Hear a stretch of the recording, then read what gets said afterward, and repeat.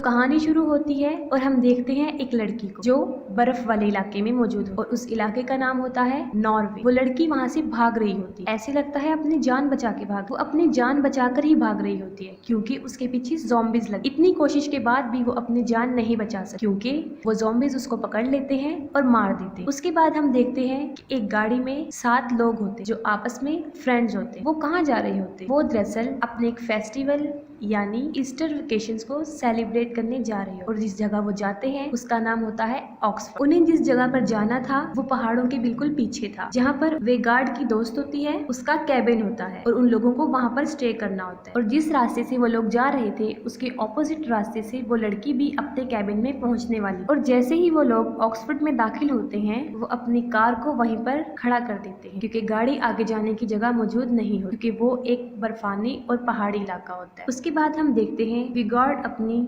Snow bike rack पर बैठता है और बाकी सब उसको फॉलो करते हुए उसके पीछे जाते हैं और थोड़ी ही देर बाद वो उस कैबिन तक पहुंच जाते हैं जहां पर उन्हें पहुंचना होता है। वो लोग स्नो में काफी इंजॉय करते हैं। इसके बाद हम देखते हैं कि रात हो जाती है। लिव घर में जा रही होती लेकिन वो देखती है कि वहाँ पर कोई मौजूद है। वो काफी डर जाती है और भागते हुए उस कैबिन में आती है और अपने सब फ्रेंड्स को बताती है कि उसने वहाँ पर कुछ देखा है। वो लोग उसकी बात सुनकर फौरन उठ खड़े होते हैं और देखने जाते हैं कि वहाँ पर कौन है। और जैसे ही वो वहाँ पर पहुँचते हैं उन्हें कुछ दिखाई नहीं देता। इसके बाद फौरन ही वहाँ पर एक आदमी आ जाता है और वो उनसे कॉफी का एक कप मांगता है। कॉफी मांगने के बाद बड़ी अजीब हरकत करता है और वो क्या है, वो ये थी कि वो कॉफी की बजाय उनकी बियर्स उठाकर पी जाता है। वो बिल्कुल ऐसे ही ट्रीट कर रहा था कि जैसे वो उसका घर है और वो लोग उसे काफी अरसे से जानते हैं। इसके बाद वो आदमी उस जगह के डार्क पास्ट के बारे में बताना शुरू करता है। वो बताता है कि जब सेकेंड वर्ल्ड वॉर पेश आई थी तो कुछ नॉजिस ने उस जगह पर कब्जा कर लिया था। उस वक्त उस जगह का जो इंचार्ज था वो था कर्नल एंजो। तो नॉजिस लोगों ने 3 साल तक वहाँ पर मौजूद आम लोगों का जीना काफी मुश्किल किया, लेकिन उसके बाद उन्हें अपनी शिकस्त दिखाई देने लगी और जब उन्हें महसूस हुआ कि वो लोग हार जाएंगे तो वो लोग वहाँ से भाग गए और वहाँ के लोगों पर उन्होंने काफी मुश्किल हालात पैदा और वो लोग काफी गुस्से में थे। उन लोगों ने उनको पकड़कर मार डाला और उनकी जो सोल्जर्स थी वो भी वहाँ पर भाग गए और इसके बाद उनका कैप्टन था वो भी वहाँ से भाग निकला था, लेकिन वहाँ पर इतनी सर्दी थी कि वो उस सर्दी की वजह से मर गया। वो कहता है कि मुझे यकीन है कि आज भी इस जगह पर बहुत सी एवल पावर्स मौजूद और मैं चाहता हूँ कि वो कभी भी ना जागे। इस बात पर उन 7 में से मौजूद रॉय जो होता है वो उस आदमी पर हंसता है और उसका मजाक बनाना शुरू करता है। वो कहता है कि हम इन बातों को नहीं मानते क्योंकि हम मेडिकल स्टूडेंट्स, और साथ में वो ये भी कहता है कि हम नहीं जानते कि इन एवल्स को या उनकी पावर को खत्म करने का क्या इलाज। ये सुनकर वो आदमी शदीद गुस्से में आ जाता है और उस गुस्से के आलम में वो उसको पकड़ लेता है और कहता है कि जब तुम्हारी आंतों को बाहर निकाल दिया जाएगा, क्या इसका इलाज है तुम्हारे पास? उस हालत में तुम क्या करो? वो उन लोगों को वार्निंग देता है और वहाँ से चला जाता है और कुछ फासले पर वो टेंट लगाता है। उसे भूख लगी होती है और वो खाना खाता है और थोड़ी ही देर बाद कुछ आवाजें सुना, लेकिन उसे नहीं पता होता ये किस चीज की आवाज। वो पता लगाने के लिए देखने जाता है कि ये किसकी आवाज है। तो कुछ फासले पर उसको एक ज़ॉम्बी खड़ा हुआ नजर आता है। वो उस ज़ॉम्बी से अपनी जान बचाने का सोच रहा होता है कि अचानक दूसरा ज़ॉम्बी उसके पास आता है और उसके गले को काट दिया जाता है, लेकिन फिर भी कोशिश करके हिम्मत करके वो उस ज़ॉम्बी से अपने आप को छुड़ाता है और फौरन अपने टेंट में चला जाता है, लेकिन उसके साथ ज़ॉम्बी भी चला जाता है और वो उसको वहीं पर मार डालता है। उस आदमी की बातों का वेगार्ड पर काफी असर हुआ था और उसको अपनी दोस्त सारा की बहुत फिक्र हो रही और वो ये फैसला करता है कि वो सारा को ढूंढ कर लाएगा और वो अपने दोस्तों को कहता है कि मैं जा रहा हूँ और अगर मैं कल तक वापस ना आया तो हमारी कार जो खड़ी है वो उसके पास जाएं और वहाँ से हेल्प ले सकते हैं। इसके बाद वेगार्ड वहाँ से चला जाता है और जैसे ही वो वहाँ से चला जाता है वो सब लोग फिर अपनी इंजॉयमेंट में लग जाते हैं क्योंकि कोई भी उस आदमी की बात को सीरियस नहीं ले रहा था। और दूसरी तरफ वेगार्ड सारा को ढूंढ रहा होता है और ढूंढते ढूंढते वो उसी आदमी के टेंट के पास पहुंच जाता है। वो वहाँ पर रुकता है, उसके टेंट के अंदर जाता है और देखता है कि वही आदमी वहाँ पर मरा हुआ है, जिसको बहुत बेरहमी से मारा गया और साथ ही उसको वहाँ पर फूड स्ट्रक्चर मिलते, पाँव के निशान जिसके अंदर काफी खून पड़ा होता है। वो कहाँ जा रहे थे उसे नहीं पता था, लेकिन वो पाँव के निशान काफी ज्यादा थे, इसीलिए वो उनका पीछा करता हुआ चला जाता है। उसका पाँव एक गड्ढे में फंस जाता है और वो वहाँ पर गिर जाता है। और साथ ही दूसरी तरफ सब लोग कैबिन में मौजूद होते और अचानक उनकी नजर एक बॉक्स पर पड़ती। वो लोग उस बॉक्स को खोलते हैं और खोलते ही वो सब काफी हैरान हो जाते। उस बॉक्स में क्या था? वो पूरा गोल्ड से भरा हुआ था। वो सोना वहाँ पर कहाँ से आया था? उनके जहन में फौरन वही बात आई थी, नॉजिस वाली। ये वही सोना था जो वो नॉजिस चोरी करके भाग रहे थे। लेकिन इस पर मार्टिन कहता है कि नहीं, तुम गलत सोच रहे। इसके बाद आयरलैंड घर में दाखिल होता है और उसके पीछे पीछे क्रिस्बी भी उसके साथ चली जाती। उसके बाद आयरलैंड तो वापस आ जाता है लेकिन क्रिस्ट वापस नहीं आती। वो कहाँ गई होती? क्योंकि वो अभी तक आउट हाउस में ही थी। वो वहाँ पर इसलिए होती है कि उसे महसूस हो रहा होता है कि शायद आयरलैंड उसके साथ कोई मजाक कर रहा होता है, क्योंकि उसे ऐसा महसूस होता है कि उसे बाहर से कोई देख रहा है। अभी वो ये सोच ही रही होती है कि अचानक से एक ज़ॉम्बी उस पर अटैक कर देता है। वो काफी चीखती चिल्लाती है और अपनी केबिन की तरफ भागती है। और जो लोग केबिन में मौजूद होते हैं उन्होंने काफी लाउड वॉल्यूम में म्यूजिक लगाया होता है, जिसकी वजह से क्रिस्ट की आवाजें उन तक नहीं पहुंच। लेकिन हैना सुन लेती है। वो फौरन म्यूजिक बंद करती है और देखती है कि ये किस चीज की आवाज। वो बाहर की तरफ देखती है। तभी क्रिस्ट को ज़ॉम्बी पकड़ लेता है और वो ज़ॉम्बी क्रिस्ट को अपने साथ पकड़कर ले जाता है। हैना काफी देर तक बाहर देखती रहती, लेकिन उसको बाहर कुछ नजर नहीं आ रहा होता। वो सोचती है कि यहाँ पर जरूर कोई गड़बड़ है। वो कहती है कि मुझे कुछ ठीक नहीं लग रहा होता। वहाँ पर मौजूद उसके 3 दोस्त होते, वो उनको लेकर बाहर आती है ताकि वो क्रिस्ट को ढूंढ सके। वो चारों लोग मिलकर क्रिस्ट को ढूंढते हैं लेकिन क्रिस्ट उनको नहीं मिलती। उन्हें क्रिस्ट तो नहीं मिलती, लेकिन वहाँ पर एक बैग मौजूद होता जो कि सारा का होता, इसका वो कैबिन था। अब उन लोगों को उस जगह के बारे में डाउट होने लगा और वो लोग उस जगह को अच्छा नहीं समझ। और हैना मुसलसल बाहर देखती है। हैना बाहर देख रही होती है कि अचानक वो देखती है कि वहाँ पर क्रिस्ट आ गई। इसको देखकर वो काफी मुतमईन हो जाती। क्रिस्ट को थोड़ी देर देखने के बाद वो देखती है कि वो सिर्फ क्रिस्ट का सर था। वो काफी डर जाती है और डर जाने की वजह से वो जोर से चिल्लाने लगती। लिव फौरन भाग कर आती। वो देखती है कि हैना क्यों चिल्ला। ये देखते हुए वो भी बाहर को देखती है, लेकिन उसको बाहर कुछ भी दिखाई नहीं दे रहा होता। लिव बाहर देखती है तो साथ ही एक ज़ॉम्बी उसके बालों को मजबूती से पकड़ लेता है। वो काफी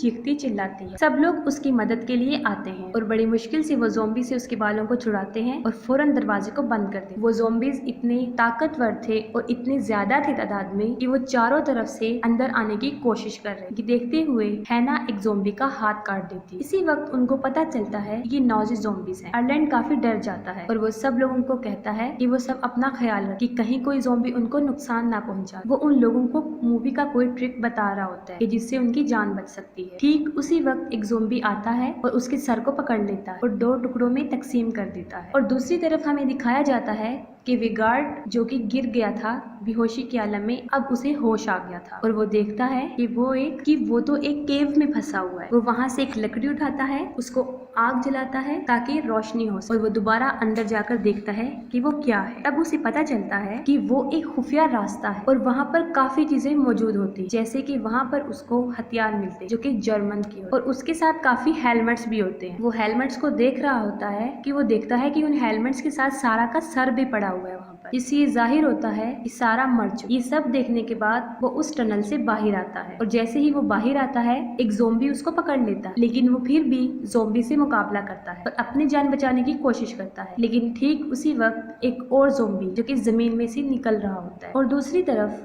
बाकी लोग जो कि कैबिन में मौजूद होते हैं वो एक प्लान बना रहे हो। वो कहते हैं कि 2 लोग जो ज़ॉम्बी को बातों में लगाएं, मतलब उनका ध्यान इधर उधर बटाएं और बाकी 2 लोग जो कि वहाँ पर गाड़ी से मदद लेकर आए। इसके बाद हम देखते हैं कि मार्टिन और रॉय जो कि उन ज़ॉम्बी का जहन इधर उधर करने आते कि वो उनकी तरफ मुतवज्जा ना हो और दूसरी तरफ हैना और लिव अपनी मदद के लिए उस कार की तरफ भागती। वो लोग रास्ता भूल जाती हैं। इतनी बड़ी मुसीबत में फंसने के बाद ये काफी नहीं होता कि फौरन वहाँ पर ज़ॉम्बीज आ जाते। वेगार्ड जो कि उन ज़ॉम्बीज का मुकाबला कर रहा था उन दोनों ज़ॉम्बीज को मार डालता है और साथ ही वो ज़ॉम्बी उसे पकड़ लेता है और वो दोनों नीचे गिर जाते हैं। उस ज़ॉम्बी के साथ एक रस्सी होती है। वेगार्ड उसको पकड़ के उस ज़ॉम्बीज के साथ नीचे गिर जाता है और लटका रहता है। ज़ॉम्बी और वेगार्ड रस्सी के साथ लटके होते हैं और ज़ॉम्बी विगार्ड की गर्दन पर काट लेता है, लेकिन वो फिर भी अपनी जान बचा लेता है और वहाँ से ज़ॉम्बी को नीचे फेंक देता है और रस्सी को ऊपर की तरफ खींचते हुए अपनी जान बचाने की कोशिश करता है। और दूसरी तरफ हैना और लिव जो कि अपनी मदद को गई, वो भी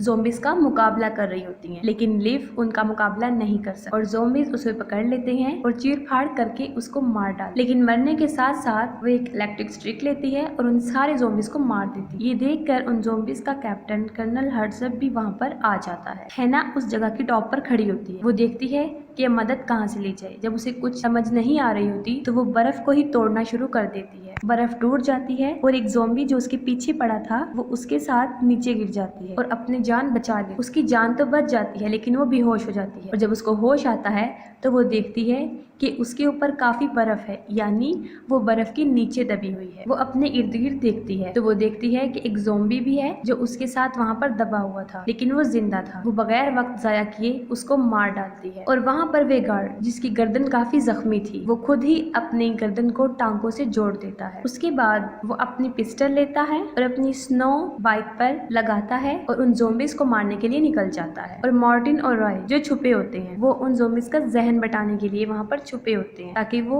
चुपके से उनको मार डाले। रॉय एक ब्लास्ट को बाहर फेंकने की कोशिश करता है लेकिन वो उनके कैबिन में ही फूट जाता है और कैबिन में आग लग जाती है। उस आग से बचने के लिए वो दोनों वहाँ से भाग जाते हैं और उसके बाद वो एक शेड में जाते हैं। वो शेड में क्या देखते हैं कि वहाँ पर बहुत सारे औजार पड़े हुए हैं। वो डिसाइड करते हैं कि वो ये हथियार उठा लेंगे और इनके जरिए ही इन ज़ॉम्बीज का मुकाबला करेंगे। वो जैसे ही बाहर निकलते हैं वहाँ पर ज़ॉम्बीज की एक फौज आ जाती है। वो उन हथियारों की मदद से उन ज़ॉम्बीज को एक एक करके मारते हैं। जैसे ही ज़ॉम्बीज मरते जाते हैं एक के बाद एक ज़ॉम्बीज आता जाता है और काफी सारे ज़ॉम्बीज उनके सामने आ जाते हैं। ठीक उसी वक्त पर वेगार्ड वहाँ पर पहुंच जाता है और वो अपनी मशीनी गन से चारों तरफ फायर करता है और सारे ज़ॉम्बीज को मार डालता है। इसके बाद और ज़ॉम्बीज आते हैं लेकिन वेगार्ड उनको मारता जाता है, लेकिन उसके बाद उसके साथ बहुत बुरा होता है। काफी सारे ज़ॉम्बीज अचानक उस पर हमला कर देते हैं और उसके हाथ पांव को तोड़ देते हैं। इस सारे आलम को उसके दोनों दोस्त भी देख रहे हैं और मार्टिन काफी गुस्से में आ जाता है और गुस्से में वो उन ज़ॉम्बीज को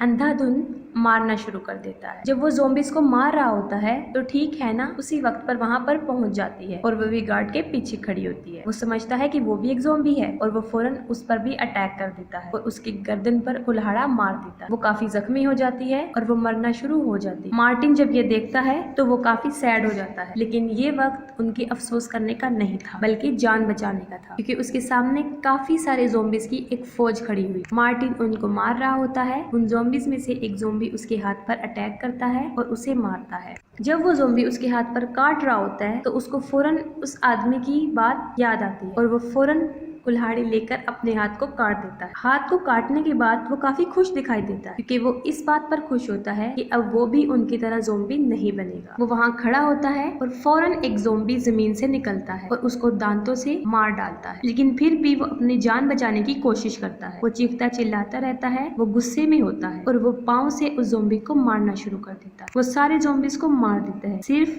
जो रह जाता है वो होता है हर्ज़ोग। वो सोचते हैं कि हम फौरन हर्ज़ोग को मार दें और अपनी जान छुड़ा के वहाँ से भाग, लेकिन हर्ज़ोग मुंह खोलता है और मुंह से कुछ बोलना शुरू कर देता है जिससे सारी जमीन हिलने लगती है। वो मुंह से बोलता रहता है, जमीन हिलती जाती है और एक एक करके उस जमीन में से वो मुर्दा ज़ॉम्बीज उठ रहे थे और फिर से एक फौज बन गई। उन लोगों को लगता है कि अब वो काफी मुश्किल में है, इसलिए वो दोनों वहाँ से अपनी जान छुड़ाकर भागने की कोशिश करते हैं। हर्ज़ोग देखता है कि उसके पाँव के पास एक हथौड़ी पड़ी है। वो लोग भागते हैं और रॉय का पाँव किसी झाड़ी में फंस जाता है और फौरन हर्ज़ोग उसके पास पहुंच जाता है। साथ ही उसका दोस्त हर्ज़ोग के सर में हथौड़ा मारता है। जब वो हर्ज़ोग को मार रहा होता है तो वहाँ झाड़ियों में मौजूद एक टहनी उसके पेट में चली जाती है और उसकी सारी आंतड़ियां बाहर आ जाती है। वो फौरन रॉय के पास जाता है, उसकी पॉकेट में हाथ डालता है और वहाँ से एक घड़ी निकालता है और फौरन सोच में पड़ जाता है, यानी उसकी जहन में क्या चल रहा है। वहाँ से भागता है और उसी कैबिन की तरफ जाता है जहाँ पर वो रह रही होती। वो देखता है कि कैबिन बुरी तरह जल रहा है। वो फौरन कैबिन में दाखिल होता है। किसी